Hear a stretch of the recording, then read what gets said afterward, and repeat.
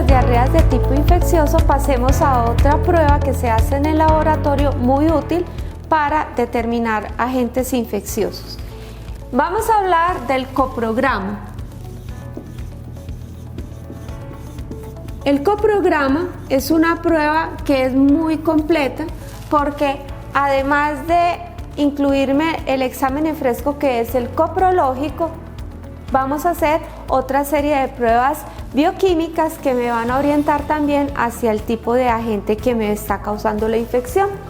Entonces, en el coprograma vamos a partir primero de esas pruebas bioquímicas que me van a permitir el diagnóstico. Sin embargo, es importante hacer un análisis macroscópico de la muestra.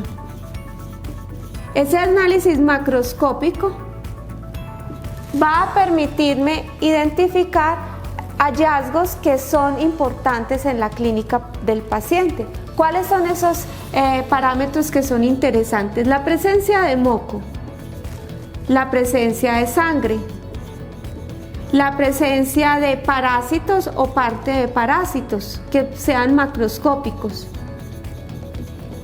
y también la presencia de restos alimenticios que sean de interés. Cuando hablamos de moco, estamos hablando de algo relacionado con un proceso inflamatorio. Es muy probable que si macroscópicamente estamos viendo moco, cuando observemos la muestra de materia fecal al microscopio también podamos ver leucocitos. La presencia de sangre, si vemos sangre viva, o sea, quiere decir de color rojo, así brillante, podemos ver que hay un proceso de una salida de sangre cercana, es decir, que está saliendo del intestino. Puede ser un tipo de hemorragia causada por un proceso infeccioso o de otro tipo, por ejemplo, un proceso oncogénico. En el caso de parásitos podemos ver partes de parásitos o parásitos completos. Podemos ver nematodos que estén saliendo en las heces o parte de cestos, por ejemplo, los proglótides de las tenias. Y restos alimenticios, aunque sabemos que pueden salir restos alimenticios de manera normal, si encontramos que un paciente tiene salida de restos alimenticios de mayor tamaño, podemos estar hablando de un proceso de digestión inapropiado. Entonces, todos estos hallazgos son importantes para el médico. Pero vamos entonces a las pruebas bioquímicas. En las pruebas bioquímicas vamos a hacer, en primer lugar, la detección del pH.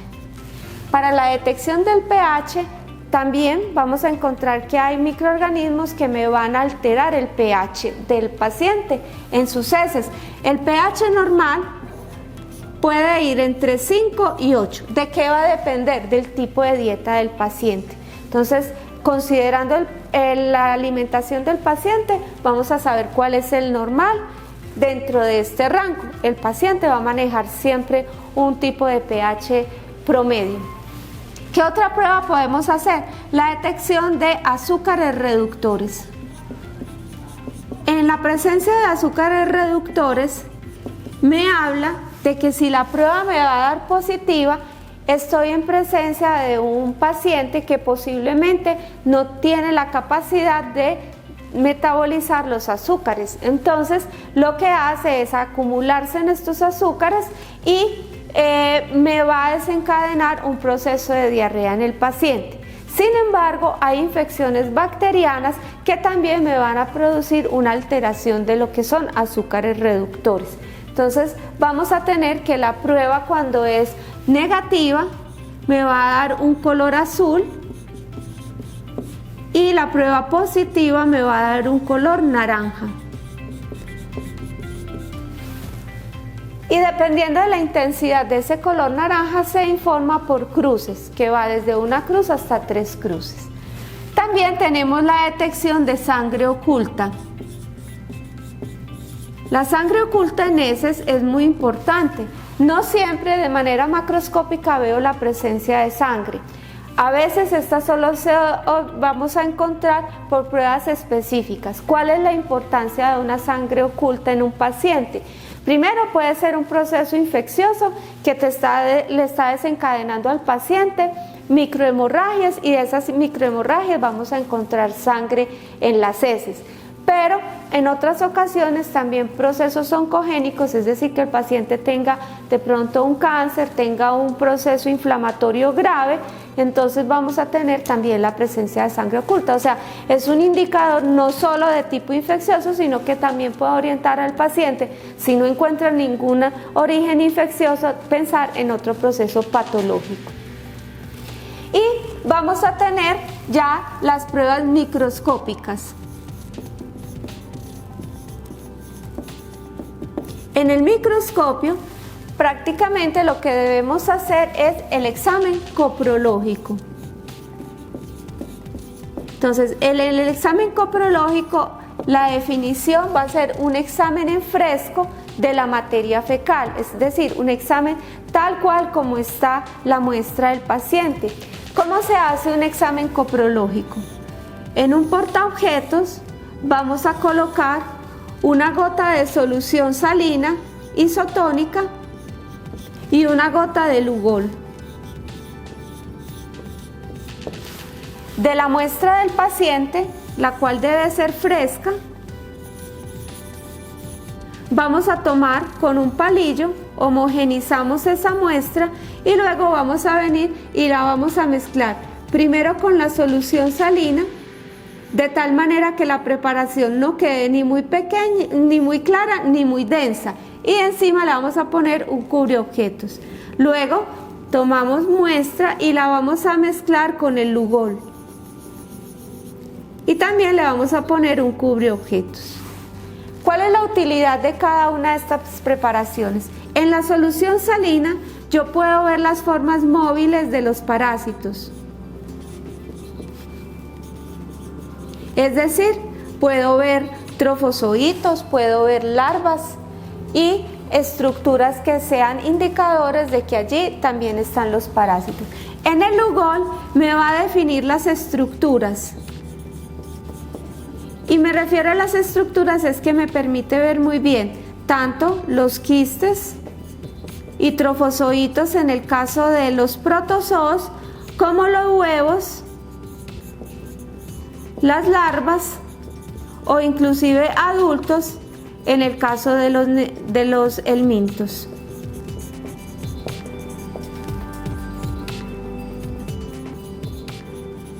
Entonces, como podemos ver, el examen coprológico va a ser una prueba que se hace con mayor énfasis para la búsqueda de parásitos.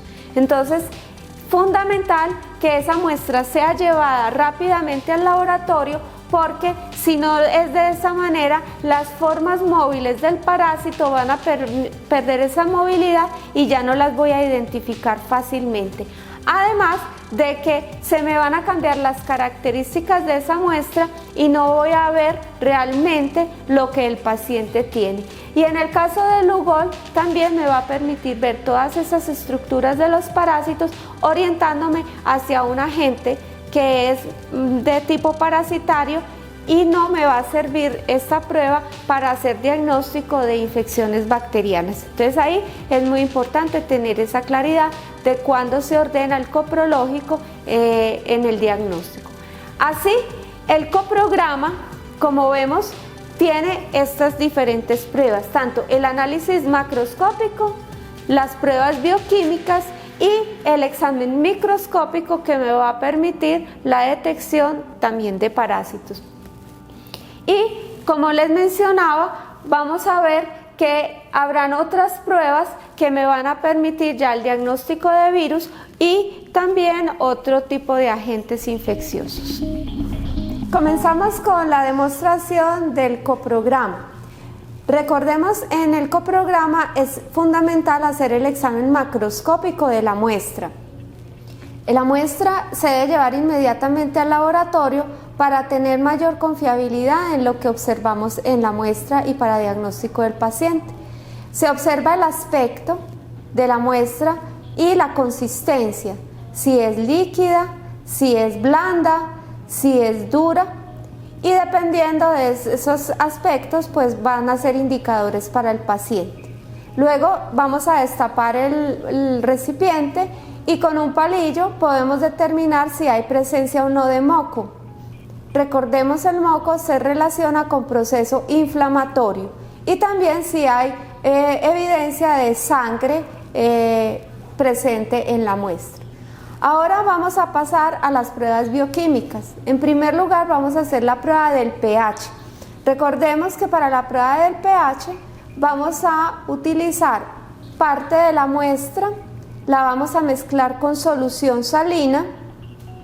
Entonces homogenizamos la muestra muy bien con un palillo de madera. Luego vamos a mezclarla con solución salina isotónica. Debe ser isotónica para mantener la estabilidad de las estructuras y el contenido de la muestra. Homogenizamos muy bien y luego vamos a hacer la determinación del pH. El pH normal de materia fecal debe de estar entre 5 y 8. El pH depende de la dieta del paciente y también de la presencia o no de agentes infecciosos. Tomamos la tirilla indicadora, la vamos a introducir en el tubo con la dilución que hicimos de la muestra. Permitimos que haya una impregnación completa de las bandas donde se determina el pH y luego vamos a compararla en la carta de colores que trae la tirilla. Observamos el cambio de color obteniendo un pH cercano a 6. Esto nos daría un pH normal en el rango entre 5 y 8 que habíamos mencionado. Luego se descarta la tirilla y pasamos a las siguientes pruebas. Ahora vamos a continuar con la prueba de azúcares reductores. Recordemos que hay situaciones en donde la diarrea es producida porque hay una acumulación o un aumento de la osmolaridad en el intestino y por lo tanto esto conduce a la salida de mayores líquidos con la presencia de estos solutos. Ese tipo de diarreas es necesario determinar si es debido a la presencia de azúcares reductores o no. Vamos a tomar solución salina que ya tenemos en los tubos y vamos a ver qué pasa cuando una muestra tiene azúcares reductores y cuando no tiene. Tomamos un poquito de la muestra y la vamos a mezclar con la solución salina.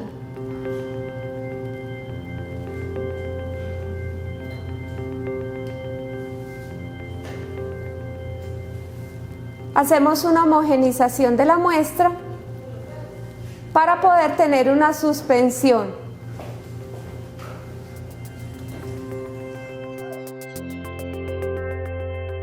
Ahora vamos a hacer el mismo procedimiento con otra muestra. El objetivo en esta demostración es que veamos cuando la prueba es positiva para azúcares reductores y cuando es negativa. Muy importante hacer una buena homogenización de la muestra para poder tener resultados confiables. Una vez tenemos preparadas las soluciones de cada una de las muestras en estudio, vamos a tomar una pastillita de Clinitest. Aquí me va a hacer una reducción del azúcar que pueda estar presente en la muestra del paciente. Entonces, para cada muestra vamos a poner una pastillita y vamos a esperar la reacción. La aparición de un color azul se interpreta como negativa y la aparición de un color naranja se interpreta como una prueba positiva. Y el color naranja vamos a determinar por intensidad. Entre menos intenso sería una cruz y entre más intenso sería hasta 3 cruces. ¿De qué? De azúcares reductores.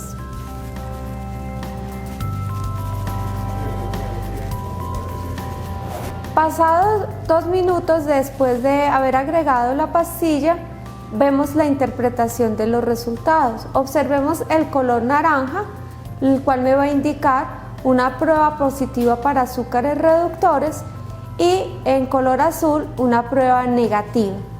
Esto entonces es un dato adicional que vamos a tener en la prueba del coprograma, el cual va a ser un indicador para el médico analizar la situación de su paciente. Continuando con las pruebas que se hacen en el coprograma, vamos a pasar a la sangre oculta.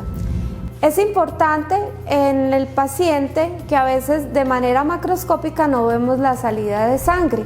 Sin embargo, de manera microscópica sí puede estar. Y es un hallazgo importante no solo desde procesos infecciosos, sino también de otros procesos patológicos. Entonces, comercialmente viene lista una prueba para detección de sangre oculta en heces, sangre humana. Vamos a encontrar que ese dispositivo comercial trae un cartucho en el cual viene un tubito con una solución que me va a hemolizar los glóbulos rojos liberando la hemoglobina y por lo tanto en la prueba posterior que vamos a ver se logra detectar la hemoglobina directa, que sería hemoglobina humana. Destapemos ahora la muestra del paciente, la vamos a tener lista allí. Vamos a destapar el tubo que viene de manera comercial. Si la muestra de materia fecal es líquida, como en nuestro caso, con una pipeta de Pasteur, homogenizamos y tomamos la muestra y vamos a agregar 5 gotas de la muestra en ese tubo que contiene la suspensión de manera comercial. Luego tapamos el tubito y vamos a homogenizar muy bien la muestra del paciente con el líquido que trae la prueba. Y lo que vamos a lograr allí es una hemólisis completa. Posterior a esto, podemos dejar a un ladito este tubito y vamos a destapar el cartucho. Primero destapamos el cartucho para tener listo el material que vamos a utilizar. Esto funciona como una prueba de embarazo.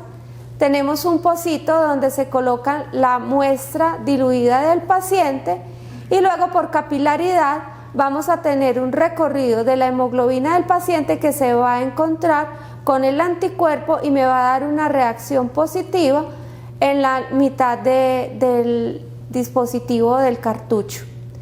Entonces la prueba de por sí va a traer un control positivo, se me va a formar banda en ese control positivo y ya con la muestra del paciente haríamos la interpretación. Ayudados del guante le vamos a retirar esa primera parte, descartamos la primera gota, descartamos en el recipiente para descarte y luego colocamos 3 goticas en el pozo y esperamos de 1 a 2 minutos que la prueba sea el resultado de la prueba. Vemos que por capilaridad va recorriendo el cartucho y una vez termine de recorrer el cartucho vamos a interpretar la prueba teniendo en cuenta que el control positivo siempre nos debe dar. En este caso la prueba es negativa, solamente obtuvimos reacción positiva en el control, pero en la muestra del paciente no obtuvimos banda, por lo tanto se interpreta para este paciente sangre oculta en heces negativa. Ahora, usando otra muestra, la cual sí tiene la presencia de sangre oculta, podemos observar la presencia de una banda por debajo de la banda del control. Aunque es menos tenue que el control, vamos a encontrar que es una prueba positiva y por lo tanto en ese caso el paciente tendría sangre oculta en heces. El coprológico es el examen en fresco de la materia fecal para la búsqueda principalmente de parásitos que puedan estar causando una afección en el tracto intestinal del paciente. El procedimiento inicial es también evaluar el examen macroscópico de la muestra de materia fecal para poder determinar la presencia de agentes de manera macroscópica. Entonces destapamos el recipiente que contiene la muestra, observamos, miramos si hay moco, si hay sangre, si hay parásitos adultos o parte de estos para poderlos informar en el examen macroscópico. Hacemos una preparación primero con solución salina isotónica. Recordemos, isotónico es que está al 0.85% de cloruro de sodio. Luego colocamos una gota de Lugol. El Lugol está hecho con una solución de yodo. Tomamos un palito de madera, tomamos la muestra del paciente y vamos a homogenizar muy bien. La idea de homogenizar es obtener una muestra representativa que me va a dar la observación de los posibles parásitos que pueda tener el paciente en su muestra. Luego vamos a pasar a mezclar lo que obtengamos con el palillo en la solución salina. Debe de ser primero en la solución salina para que haya una homogenización y luego pasamos al Lugol. El objetivo de la solución salina es observar las formas móviles del parásito, es decir, trofozoitos, larvas que puedan estar aún viables en la muestra del paciente. Y también la observación de huevos del minto se ve muy bien con la preparación de la solución salina. Y con el Lugol vamos a resaltar las estructuras de los quistes y de las larvas también en el caso de algunos helmintos. Evitamos cualquier presencia de burbujas para poder tener una observación clara de la preparación y luego llevamos esta portaobjetos al microscopio para observar tanto en objetivo de 10x como de 40x.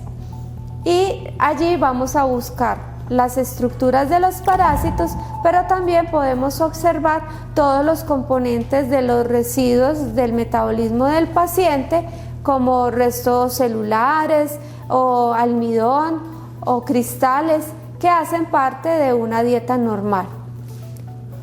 Posterior a esto, el laboratorio informará la presencia o no de parásitos y así terminaríamos otra prueba que nos va a indicar la presencia de agentes infecciosos a nivel intestinal.